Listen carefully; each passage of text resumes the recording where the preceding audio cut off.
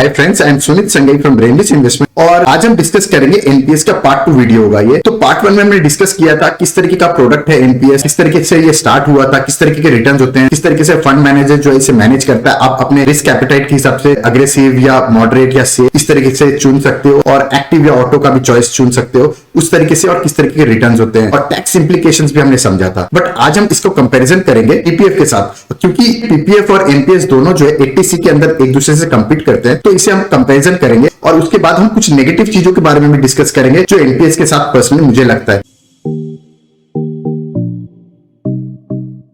तो ये सारी डिटेल लेवल पे समझेंगे इस पार्ट 2 वीडियो में। और अगर आपने पार्ट 1 देखा नहीं है तो मैं नीचे डिस्क्रिप्शन और ऊपर आई बटन में भी लिंक दे दूंगा, आप चाहो तो पार्ट 1 वीडियो भी चेकआउट कर सकते हो। तो पार्ट 1 में आपको डिटेल लेवल पे एनपीएस एज अ प्रोडक्ट समझ में आ जाएगा। कुछ इंपॉर्टेंट चीजें समझ लेते हैं पीपीएफ के पर्सपेक्टिव से। तो हम थोड़ा सा कंपैरिजन एनपीएस को पीपीएफ के साथ करते हैं। तो कंपैरिजन करने के पहले थोड़ा सा पीपीएफ को समझ लेते हैं। तो पीपीएफ के अंदर बेसिकली जस्ट लाइक एनपीएस जो है, पीपीएफ भी रिटायरमेंट पर्सपेक्टिव से बनाया गया था। और पीपीएफ की बात करें तो ये इवन पोस्ट ऑफिस में भी पीपीएफ की फैसिलिटी अवेलेबल है। तो इसका पर्सपेक्टिव ये है कि प्राइमरली इवन रूरल एरियाज तक पीपीएफ का पेनिट्रेशन हो, इसके लिए पीपीएफ को इस तरीके से पोस्ट ऑफिस तक भी एक्सेसिबल किया गया है। और वहीं कुछ इंपॉर्टेंट चीजें देख ले तो पीपीएफ के अंदर जो है, जैसे मैंने कहा कि ये लॉन्ग टर्म के पर्सपेक्टिव से स्कीम बनाई गई थी कि लोग अपना पैसा सेव कर सके, इन्वेस्ट कर सके और एक कॉर्पस बना सके। और इसको प्राइमरली रिटायरमेंट के पर्सपेक्टिव से बनाया गया था। हालांकि इसमें 15 ईयर का लॉक इन पीरियड दिया गया है, यानी मान लीजिए कि कोई 30 एज पे है और 15 ईयर्स तक ही निवेश करना चाहता है तो वो भी वो कर सकता है। तो आपका लॉन्ग टर्म गोल्स के लिए भी पीपीएफ जो है काफी हैंडी होता है। और यहाँ पे एक और पर्सपेक्टिव देख लेते हैं तो इसमें टैक्स बेनिफिट भी होता है। जैसे 80सी में एनपीएस के अंदर आप 1.5 लाख तक का टैक्स बेनिफिट ले सकते हो, सिमिलरली पीपीएफ में भी आप अप टू 1.5 लाख का टैक्स बेनिफिट ले सकते हो। और उसके बाद चौथा इंपॉर्टेंट चीज आ जाता है कि पीपीएफ में जो आपका इंटरेस्ट है वो गारंटीड होता है, गवर्नमेंट जो है गारंटीड देती है। और उसका प्राइमरी रीजन है कि एवरी ईयर जो गवर्नमेंट का इंटरेस्ट रेट मार्केट के हिसाब से गवर्नमेंट अपना एनालिसिस करता है और उसके बाद गवर्नमेंट पीपीएफ की इंटरेस्ट रेट डिसाइड करता है उस पर्टिकुलर ईयर की। और वो जो इंटरेस्ट रेट है वो मार्केट में कुछ भी वॉलिटिलिटी हो सकती है, लेकिन आपके इंटरेस्ट रेट उस साल के लिए आपको उतने ही मिलने होते हैं। हालांकि यहाँ पे एक मैं कैविएट दे दूं तो इंटरेस्ट रेट आपको जो,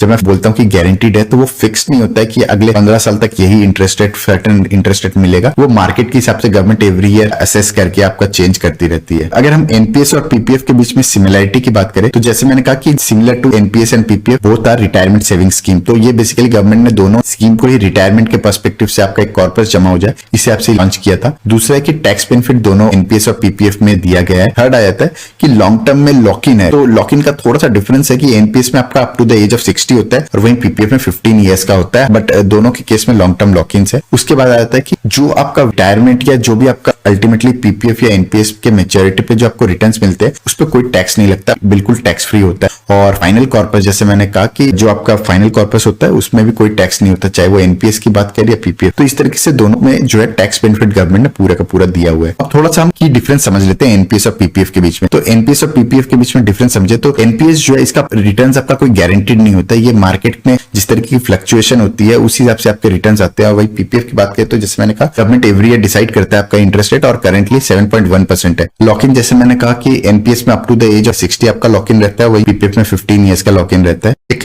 मेजर डिफरेंस जो एनपीएस और पीपीएफ में है कि एनपीएस में डिसाइड कर सकते हो कितना इक्विटी, कितना कॉर्पोरेट और कितना गवर्नमेंट सिक्योरिटी में आपका पैसा लगेगा और परसेंटेज एलोकेशन भी आप डिसाइड कर सकते हो, फंड मैनेजर डिसाइड कर सकते हो। लेकिन पीपीएफ में ऐसा कुछ नहीं होता है। और इसके बाद आ जाता है कि एक इंपॉर्टेंट पॉइंट जो काफी लोगों को पता नहीं है कि मान लीजिए कि आपका कोई रिस्क लेते हो बिजनेस में या आपका बहुत ज्यादा कर्जा हो जाता है तो उस केस में गवर्नमेंट जो आपका एनपीएस के अंदर जो भी पैसा है वो भी तोड़वा सकती है। तो वो भी आपको बेसिकली यूज करके अपनी लायबिलिटीज को क्लियर करना होता है। लेकिन पीपीएफ में जो आपका पैसा होता है वो कोई हाथ नहीं लगा सकता, इवन गवर्नमेंट भी उसको आप यूज नहीं कर सकती। अगर आपका कहीं पर पेमेंट ड्यू है तो उस केस में आपका पीपीएफ का पैसा यूज नहीं हो सकता। वो एक सॉर्ट ऑफ अमेजिंग सिक्योरिटी रहती है। तो इसीलिए पीपीएफ को ना काफी ज्यादा सेफ माना जाता है। और वही हिस्टोरिकल एवरेज रिटर्न्स की बात करें तो एनपीएस ने लगभग 10% के रिटर्न्स दिए हैं हिस्टोरिकल एवरेज अगर हम देखें, और वही पीपीएफ ने 8% के आसपास के रिटर्न्स दिए। तो ये जो 2% का गैप है आपको बहुत ज्यादा गैप नजर नहीं आएगा, बट आपको एक चीज समझनी पड़ेगी कि ये दोनों जो है लॉन्ग टर्म इन्वेस्टिंग के लिए बनाया गया है और लॉन्ग टर्म में कंपाउंडिंग इफेक्ट से बहुत बड़ा गैप क्रिएट होता है बिटवीन 8% एंड 10%। इस चीज को आपको थोड़ा सा समझना चाहिए। तो जैसे मैंने कहा कि गवर्नमेंट जो इंटरेस्ट रेट डिसाइड करती है पीपीएफ के केस में वो एवरी ईयर डिसाइड करती है, लेकिन वो फिक्स नहीं होता। और इंटरेस्टिंग चीज ये है कि मान लीजिए कि आप 1986 में इन्वेस्ट किए थे आपके रिटायरमेंट के लिए, 30 ईयर्स बाद आपका रिटायरमेंट है उस हिसाब से,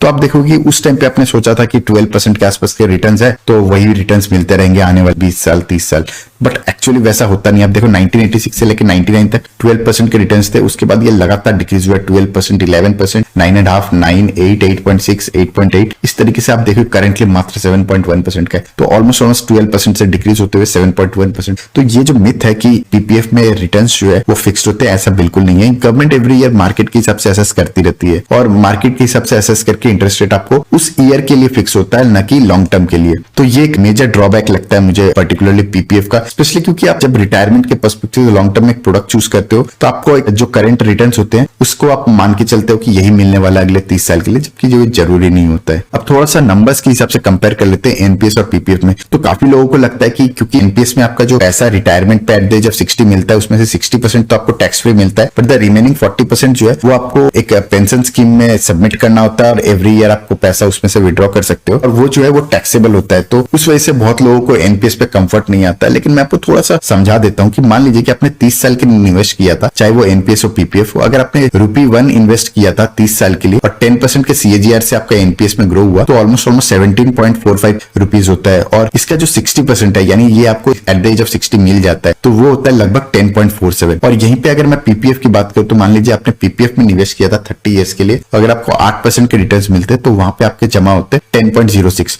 तो डेफिनेटली आपको एटलीस्ट जो विड्रॉल अमाउंट है वो पीपीएफ से तो ज्यादा ही मिलनी है, राइट। उसके बाद आ जाता है कि रिमेनिंग 40% का जो पैसा है लगभग 7 रुपीज के आसपास का जो है वो आपका एवरी ईयर एन्युटी फॉर्म में आपके in terms of SWP sort of SWP की तरह वो आता है। तो स्टिल जो है अगर वो टैक्स भी लगता है तो एटलीस्ट पीपीएफ से तो बेटर रिटर्न्स दे रहा है, राइट। ये तो क्लियर है। तो ये तो काफी क्लियर हो जाता है कि एनपीएस और पीपीएफ के बीच में एटलीस्ट एनपीएस जो है काफी एफिशिएंट है, काफी बेटर है पीपीएफ से एज अ प्रोडक्ट अगर आप रिटायरमेंट के लिए कॉर्पस जमा करना चाह रहे हो तो। लेकिन मैं थोड़ा सा आपको एनपीएस के अंदर पर्सनली मुझे जो इश्यूज लगते हैं वो बता देता हूं।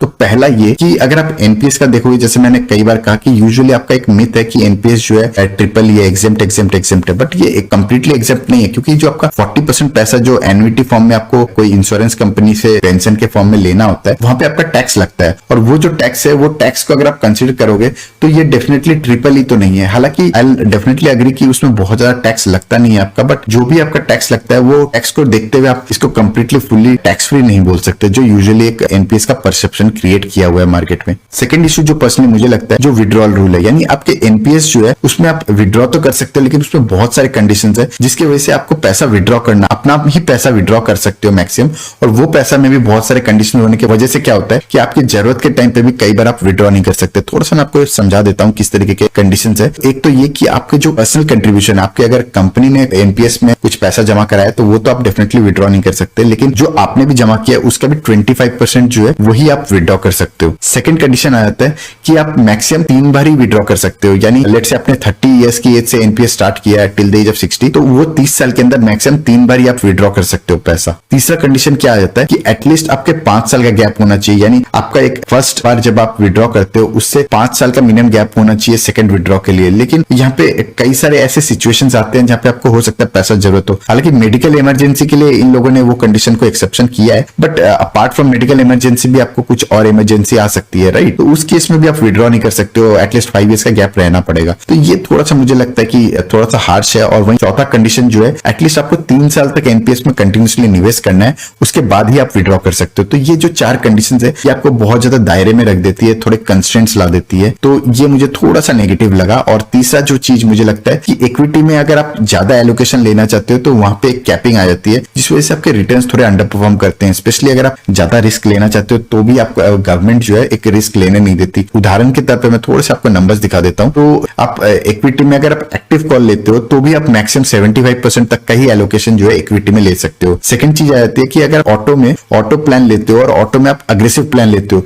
तो भी आप मैक्सिमम 15% तक का ही इक्विटी एलोकेशन ले सकते हो आफ्टर द एज ऑफ 55। तो 55 एज के बाद अगर आप 15 की जगह अगर मान लो 30, 40, 50% का तक का एलोकेशन इक्विटी में लेना चाहते हो तो आपके पास वो प्रोविजन नहीं होता है। और तीसरा चीज आ जाता है कि आप मैक्सिमम से मैक्सिमम 50% तक का इक्विटी एलोकेशन ले सकते हो आफ्टर द एज ऑफ 60। तो ये मुझे लगता है कि थोड़े से बहुत ज्यादा रिस्ट्रिक्शन आ जाती है अगर आप इक्विटी के अंदर एलोकेशन लेना चाह रहे हो थ्रू एनपीएस। और वहीं जो चौथा कंडीशन मुझे लगता है कि आप इवन 30 एज या 25 एज से अगर आप इन्वेस्ट करना चाहते हो तो जो एनपीएस की अलग अलग स्कीम है वो स्मॉल एंड मिड कैप में इन्वेस्ट नहीं कर सकते। तो इसीलिए आप देखोगे कि एनपीएस में जो इक्विटी का जो पार्ट है वो बहुत ज्यादा एबनॉर्मल रिटर्न्स नहीं देता है। वो आपको स्पेशली लार्ज कैप के जो निफ्टी 50 या निफ्टी 100 है उस तरीके का ही परफॉर्मेंस देता है आपको। Specially small and mid cap में जिस तरीके का ज्यादा परफॉर्मेंस होता है वैसा परफॉर्मेंस का फायदा नहीं उठा सकते आप लॉन्ग टर्म में। ये थोड़ा सा मुझे नेगेटिव लगा क्योंकि आप लॉन्ग टर्म के लिए निवेश कर रहे हो तो आपको स्मॉल एंड मिड कैप में तो एटलीस्ट सम एलोकेशन लेना चाहिए, राइट। हालांकि यहाँ पे जैसा मैंने कहा कि एनपीएस के अंदर गवर्नमेंट कुछ चीजें चेंज कर रही है तो उससे आशा है कि आने वाले टाइम में स्मॉल कैप मिड कैप में और ज्यादा एक्सपोजर ले पाएंगे फंड मैनेजर्स। तो अगर आपको हमारा कंटेंट पसंद आता है तो एटलीस्ट अपने उन दोस्तों के साथ जरूर शेयर कीजिएगा जो स्टॉक्स, म्यूचुअल फंड में या एनपीएस इस तरीके से फाइनेंशियल प्लानिंग करते हैं अपनी। और अगर आप चाहते हो कोई पर्टिकुलर टॉपिक में अपने चैनल पे कवर करूं तो कमेंट सेक्शन में जरूर बताइएगा ताकि आने वाले वीडियोस में उसे कवर कर सकूं। That's all for today, thank you. तो यहाँ पे मैं एक डिस्क्लेमर दे दूं तो ये कोई बाई और सेल की रिकमेंडेशन नहीं है। ये बेसिकली लर्निंग पर्पस से वीडियो बनाई गई है ताकि आप ये सीख सको कि एनालिसिस किस तरीके से करना चाहिए और किस तरीके से हमें अपने इन्वेस्टमेंट्स को देखना चाहिए। और अगर आपको यूजफुल लगे तो हमारा टेलीग्राम चैनल है रेनबेस इन्वेस्टमेंट, जिसको आप सर्च करके ज्वाइन कर सकते हो। That's all for today, thank you.